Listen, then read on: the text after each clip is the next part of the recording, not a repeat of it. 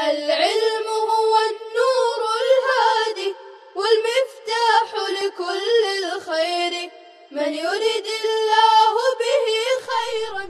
بسم اللہ الرحمن الرحیم. اللہم صلی وسلم وبارک علی سیدنا مولانا محمد وآلہ وصحبہ اجمعین.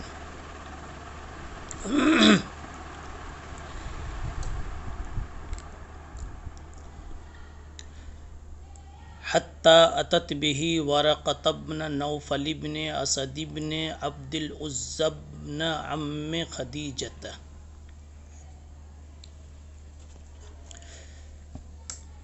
بات یہ یہاں تک پہنچی کہ سرکار دو عالم صلی اللہ علیہ وسلم کو حضرت خدیجہ نے خود بڑے اچھے اچھے کلمات پر مشتمل تسلی پیش کی اور پھر مزید اطمینان دلانے کے لیے اور تسلی دینے کے لیے اور آپ کی بے چینی کو دور کرنے کے لیے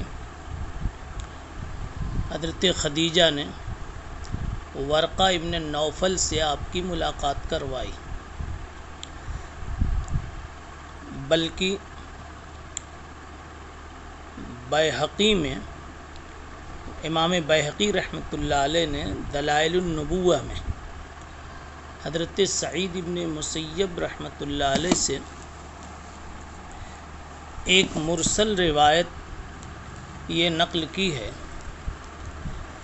کہ حضرت خدیجہ رضی اللہ تعالی عنہا ورقہ ابن نوفل کے پاس جانے سے پہلے وہ ایک جگہ اور لے گئیں آپ کو. حضرت عداس نامی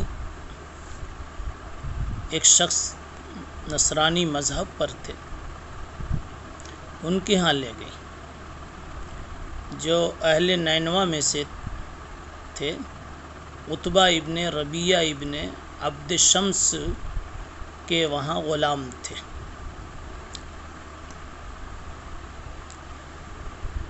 یہ حضرت خدیجہ نے حضرت جبرائیل کے بارے میں عداس سے پوچھا کہ مجھے ان کے بارے میں کچھ بتاؤ. تو عداس نے کہا قدوس قدوس ما شان جبریل، وہ تو قدوس ہیں، بہت ہی پاکیزہ مخلوق ہے، جبریل کا کیا کہنا. یعنی عداس نے جبرائیل کا پاکیزہ تعارف کرایا اور یہ بھی کہا انہ امین اللہ بینہ وبین النبیین وہو صاحب موسیٰ وعیسیٰ علیہم السلام. یہ اللہ کے درمیان اور اس کے نبیوں کے درمیان امین ہے، اللہ کی امانت نبیوں تک پہنچاتے رہے ہیں. اور حضرت موسیٰ اور حضرت عیسیٰ علیہم السلام کے پاس یہی وحی لے کر آتے رہے، شریعت لے کر آتے رہے. تو بہرحال بیہقی کی دلائل النبوت کی اس مرسل روایت سے یہ معلوم ہوا کہ عداس کے پاس بھی حضرت خدیجہ رسول اللہ صلی اللہ علیہ وسلم کو لے کر گئی اور پھر ورقہ ابن نوفل کے پاس بھی گئی. ورقہ ابن نوفل نے کیا کہا اس سے پہلے ایک بات یہ سمجھیں کہ بعض روایتوں میں مثلا امام بیہقی ہی نے نقل کیا ہے کہ ورقہ ابن نوفل کے پاس حضرت خدیجہ نے ابو بکر صدیق کے ساتھ رسول اللہ صلی اللہ علیہ وسلم کو بھیجا تھا. اب علماء نے تطبیق یہ دی ہے کہ یہاں تو ہے کہ حضرت خدیجہ خود لے کر گئی، اور بیہقی کی روایت سے معلوم ہوتا ہے کہ ابو بکر صدیق کو ساتھ میں بھیجا، وہ لے کر گئے تھے. تطبیق یہ ہے کہ ممکن ہے ابو بکر کو بھی بھیجا ہو پھر خود بھی لے کر کے گئی ہوں. دونوں شکلیں ہوئی ہوں۔ یہاں ورقہ ابن نوفل سے ملاقات ہوئی تو کیا بات ہوئی اس کو بتلایا جا رہا ہے۔ یہ ورقہ ابن نوفل کون تھے؟ تو خود حضرت خدیجہ رضی اللہ تعالیٰ عنہ نے ان کا تعارف بھی کرا دیا کہ وَكَانَ امْرَأً تَنَصَّرَ فِي الْجَاهِلِيَّةِ۔ مکے میں اصل میں کچھ نیک طبیعت، نیک تینت افراد اس وقت تھے جو بت پرستی سے متنفر تھے۔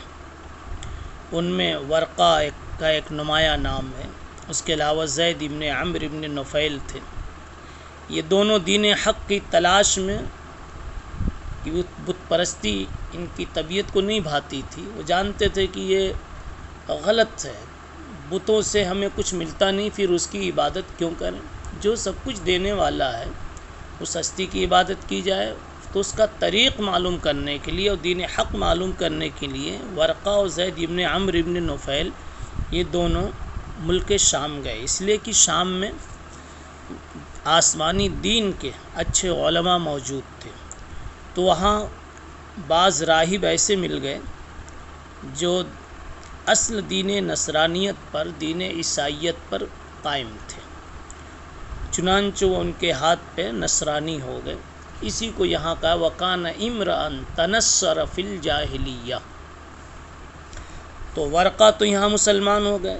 زید ابن عمرو ابن نفیل ایک یہودی عالم کے پاس پہلے گئے اور اس سے کہا کہ اپنے دین کے بارے میں مجھے بتاؤ، شاید میں تمہارے دین میں داخل ہو جاؤں۔ تو اس یہودی عالم نے کہا اگر ہمارے دین میں داخل ہونا چاہتے ہو تو کچھ اللہ کا غضب بھی آپ کو جھیلنا پڑے گا۔ تو زید ابن عمرو ابن نفیل نے کہا اللہ کے غضب سے بچنے ہی کے لیے تو میں صحیح دین کی تلاش میں نکلا ہوں، پھر اس دین میں داخل، تمہارے دین میں داخل ہونے سے کیا فائدہ؟ تو اس کے علاوہ کوئی اور دین بتاؤ۔ تو اس نے کہا پھر تم دین حنیفی میں داخل ہو جاؤ۔ دین حنیفی کا مطلب کہ حضرت ابراہیم علیہ السلام کا جو دین اور اس کا بقایا چلا آ رہا ہے، کسی کسی کے پاس ہے، اس سے سیکھ لو۔ پھر ایک نصرانی عالم کے پاس گئے، اس سے کہا میں تمہارے دین میں داخل ہونا چاہتا ہوں۔ اس نے کہا ہمارے دین میں داخل ہونا چاہتے ہو ٹھیک ہے، لیکن کچھ لعنت برداشت کرنی پڑے گی، اس لیے کہ معلوم تھا ان لوگوں کی کہ ہمارے دین میں لوگوں نے خلط ملط کر دیا۔ اس نے بھی یہی رائے دی کہ دین ابراہیمی تلاش کر لو۔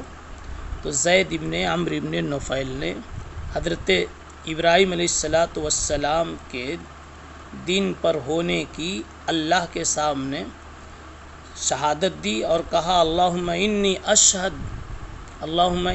اشہد انی علی دین ابراہیم۔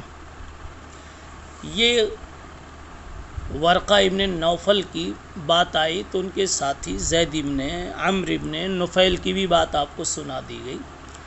تو زید ابن عمرو ابن نفیل تو دین ابراہیمی پر رہے اور ورقہ نصرانی بن گئے، اور ان کو ایک سچے اچھے عالم مل گئے، ان کی برکت سے وہ نصرانی بن گئے، عیسائی بن گئے۔ حضرت خدیجہ انہی کا تعارف کرا رہی ہیں کہ وَكَانَ امْرَأً تَنَصَّرَ فِي الْجَاهِلِيَّةِ وَكَانَ يَكْتُبُ الْكِتَابَ الْعِبْرَانِيَّ۔ ابھی تو یہ بعد میں سنیں گے آپ کہ حضرت خدیجہ ورقہ کے پاس گئیں تو ورقہ نے نبی پاک صلی اللہ علیہ وسلم کو کیا کہا وہ ایک سطر کے بعد سنیں گے۔ ابھی ورقہ کے تعارف میں اور بھی کہہ رہی ہیں کہ ورقہ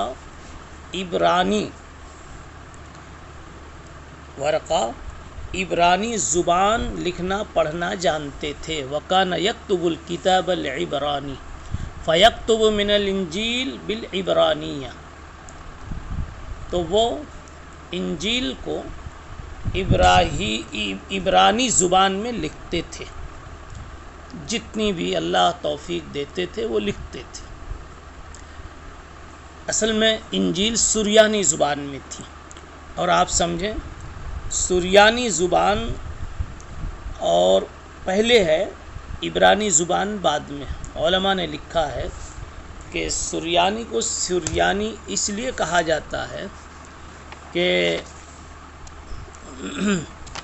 سرن سے یہ لفظ مشتق ہے۔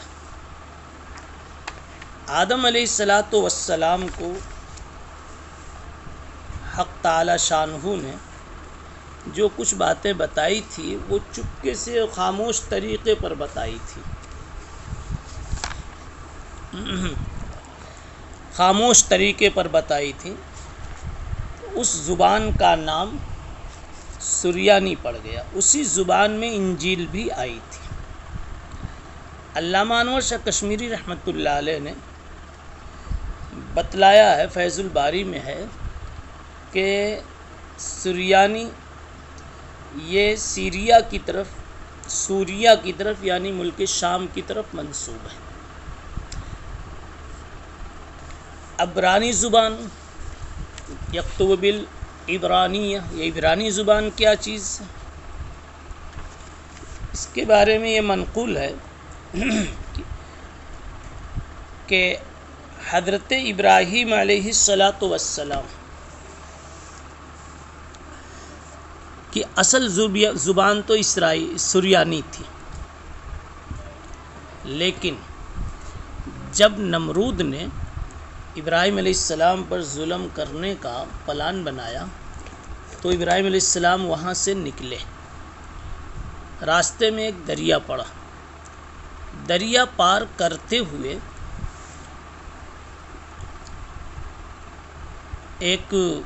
اس کے آدمی، نمرود کے آدمی کا قافلہ نظر آیا، تو اس وقت اللہ تعالیٰ نے ابراہیم علیہ السلام کی زبان اچانک بدل دی۔ اس نے یہ کہہ کے بھیجا تھا کہ وہ ایسی زبان بولتے ہیں، سریانی زبان بولتے ہیں، ان کو پکڑ کے لاؤ۔ بلکہ کچھ ایسا بھی کہا ملتا ہے کتابوں میں کہ جو سریانی زبان بولتا ہے اس کو پکڑ کے لاؤ۔ تو ابراہیم علیہ السلام کی زبان اس وقت اللہ تعالیٰ نے بدل دی۔ اب جو آدمی آ کر آپ سے ملے بھی تو زبان چونکہ دوسری تھی، بدل گئی تھی، اس لیے ابراہیم علیہ السلام بچ گئے۔ اور چونکہ یہ زبان دریا پار کرتے ہوئے بنی تھی، اور عبر یعبرو کے معنی آتے ہیں دریا پار کرنے کے، اس لیے اس زبان کا نام پڑ گیا عبرانی۔ تو بہرحال انجیل تو تھی سریانی زبان میں، لیکن عبرانی زبان میں اس کو لکھتے تھے۔ اور ایک روایت یہ ہے کہ عربی زبان میں لکھتے تھے، عربوں کی رعایت میں ورقہ ابن نوفل لکھتے تھے۔ وکان شیخاً کبیراً، ورقہ ابن نوفل اس وقت بڑے بوڑھے تھے اور نابینا ہو گئے تھے، بڑے بوڑھے تھے، شیخ بڑی عمر کے تھے، نابینا ہو گئے تھے۔ فقالت لہو خدیجہ یبن عم، ان سے حضرت خدیجہ نے کہا، یبن عم میں میرے چچا کے بیٹے، اسمع من ابن اخیق، آپ اپنے بھتیجے سے سنو، یہ کچھ سنانا چاہتے ہیں۔ یعنی رسول اللہ صلی اللہ علیہ وسلم کو آگے کر دیا اور کہا کہ آپ اب اپنے اس بھتیجے کی کہانی سنیے، یہ کچھ کہنا چاہتے ہیں۔ فقال له ورقہ نے کہا، یبن اخی ماذا ترى، میرے بھتیجے کیا کہنا چاہتے ہو، کیا مسئلہ ہے تمہارا؟